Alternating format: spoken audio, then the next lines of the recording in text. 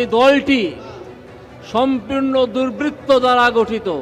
আজকে সময় আসছে, একটা নির্বাচন সামনে আছে।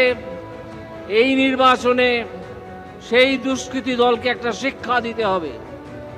সেই শিক্ষা হচ্ছে তাদেরকে পশ্চিমবঙ্গ থেকে উৎখাতের শিক্ষা। পশ্চিমবঙ্গের ক্ষমতায় আসীন এই দুর্বৃত্ত দলটিকে বুঝিয়ে দিতে হবে যে তোমাদের মেয়াদ শেষ হয়ে গেছে। সেই দুর্বৃত্ত দলের নেতাদের সঙ্গে আর কেউ থাকতে চান না। এমনকি দু একজন যদি ভালো নেতা থেকে থাকেন, তিনিও বেরিয়ে যাচ্ছেন দল থেকে।